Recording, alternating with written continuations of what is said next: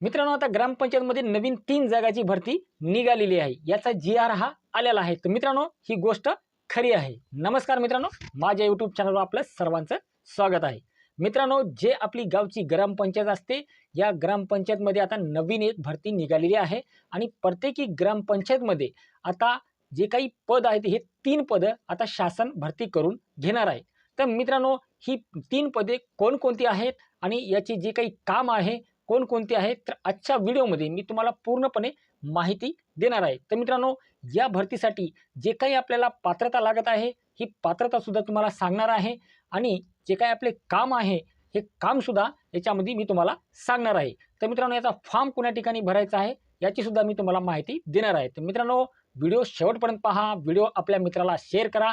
आपल्या गावातील जे काही विद्यार्थी असतील किंवा सुशिक्षित बेरोजगार जे काही मुले असतील, अशा सर्वांनी ह्या ग्रामपंचायतमध्ये फॉर्म आता भरायचे आहे आणि आपल्या गावामध्ये नोकरी करायची आहे. तर मित्रांनो, जे काही जी.आर. आहे, हे तुम्हाला जी.आर. दाखवल आणि याला काय पात्रता आहे, हे पात्रता सुद्धा मी आजच्या व्हिडिओमध्ये तुम्हाला दाखवणार आहे. तर मित्रांनो, व्हिडिओला लाईक करा, आपल्या मित्राला शेअर करा आणि चॅनलला सबस्क्राईब करून ठेवा, जेणेकरून आमच्या चॅनलवर जे काही व्हिडिओ येतील हे तुमच्यापर्यंत लवकरात लवकर येऊन जातील. चला तर मित्रांनो, आपल्या मोबाईलच्या स्क्रीनवरती जाऊ आणि जे काही जी.आर. आहे, हे जी.आर. पाहू आणि याच्यामध्ये जे काही पद आहेत, हे पद सुद्धा या ठिकाणी आपल्याला पाहायचं आहे आणि या पदाचे जे काही काम आहे, काम सुद्धा आता पाहायचं आहे. चला तर मित्रांनो, आपल्या मोबाईलच्या स्क्रीनवरती जाऊ.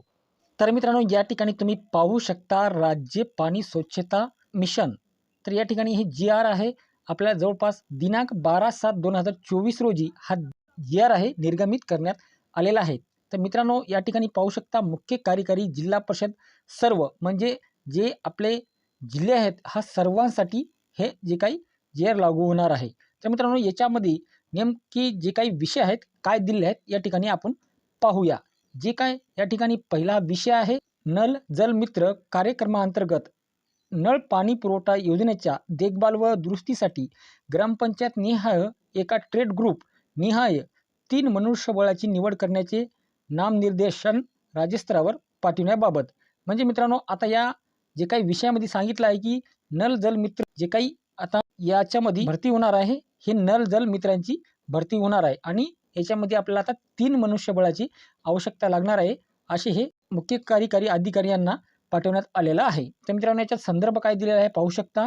जलशक्ती मंत्रालय व कौशल्य विभाग व उद्योजकता मंत्रालय यांची नल जल मित्र कार्यक्रमांतर्गत संयुक्त सल्लाविषयक मार्गदर्शन सूचना ही देण्यात आलेली आहे. म्हणजे 11 ऑगस्ट 2023 रोजी ही मार्गदर्शन सूचना देण्यात आलेली आहे, म्हणजे की नल जल मित्र यांना भरती करण्यासाठी. तर मित्रांनो, या ठिकाणी दुसरी स्टेप काय सांगितले आहे, राष्ट्रीय जल जीवन मिशन जलशक्ती मंत्रालय यांचे जे काही RPL व क्लिनिंग नल जल मित्र संदर्भातील मार्गदर्शन काढलेले आहे. हे जवळपास 28 फेब्रुवारी 2024 रोजी हे मार्गदर्शन केलेलं आहे. तर मित्रांनो, तिसरी आहे, या ठिकाणी पाहू शकता तुम्ही, जे काही नल जल मित्र कार्यक्रमांतर्गत मल्टी स्किलिंग RPL मॉडेल प्रशिक्षण कार्यक्रमास प्रशासकीय मान्यता देण्याबाबतचा शासन निर्णय हे जी 2024 रोजी, म्हणजे दिनांक 19 जून 2024 रोजी हा निर्गमित करण्यात आलेला होता. तर मित्रांनो, हे जे काही जी.आर. आपल्याला काय सांगत आहे, या ठिकाणी आपण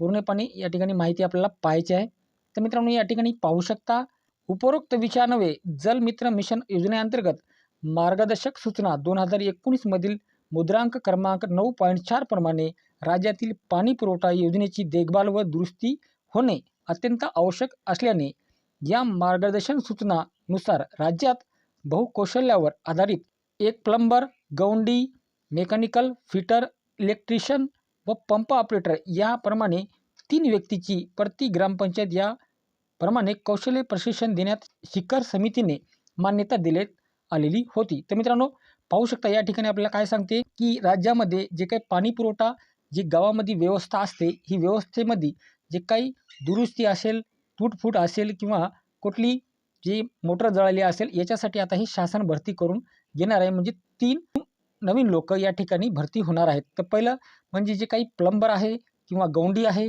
मेकॅनिकल आहे किंवा फिटर आहे किंवा इलेक्ट्रिशियन किंवा पंप ऑपरेटर, म्हणजे याच्यामध्ये जे काही पद दिले आहेत, हे 6 पद दिले आहेत. 6 पैकी 3 पदं हे प्रत्येक ग्रामपंचायतमध्ये भरती होणार आहेत.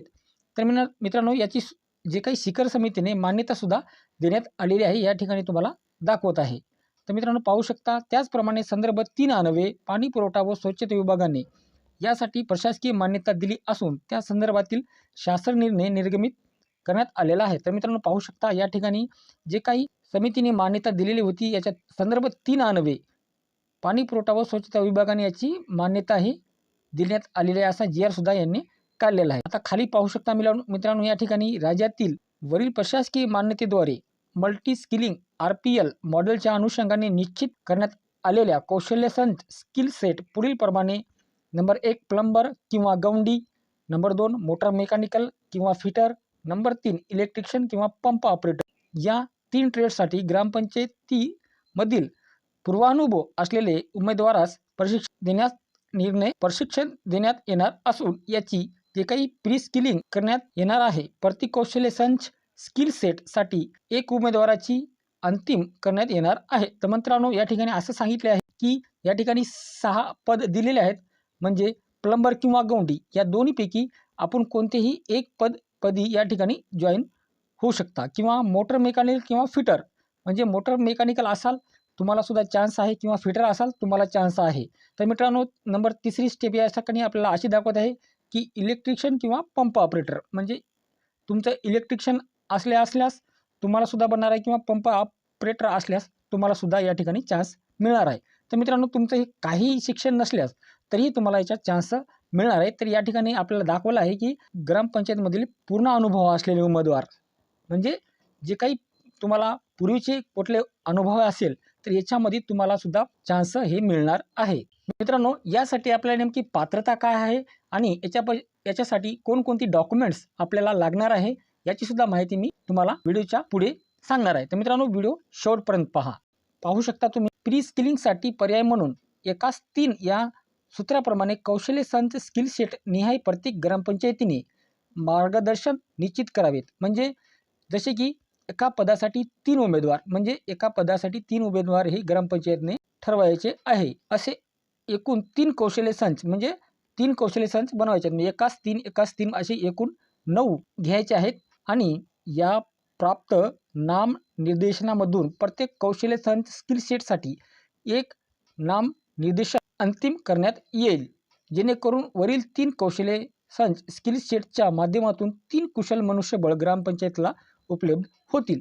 तर मित्रांनो या ठिकाणी तुम्ही पाहू शकता की आपल्याला जे काही एका पदासाठी हे 3 उमेदवार आपल्याला घ्यायला या ठिकाणी ग्रामपंचायतला सांगितले आहे. टोटल हे एका पदासाठी 3 उमेदवार म्हटल्यास एकूण 3 पदे आहेत. तर 3 पदासाठी आपल्याला 9 उमेदवार हे घ्यायचे आहेत ग्रामपंचायतला आणि त्यातून फक्त 3 उमेदवारच हे यासाठी सिलेक्ट होणार आहेत. तर या ठिकाणी तुम्ही पाहू शकता सदर बाबतीत पूर्वानुभव असलेले 9 उमेदवारांचे नामनिर्देशन अंतिम करून दिनांक 25/7/2024 राज्य पाणी व स्वच्छता मिशन कक्षात सादर करण्यात यावेत. म्हणजे असे हे जी आर काढलेला होता की जवळपास 25/7/2024 पर्यंतच याची माहिती ही शासनाला द्यायची होती.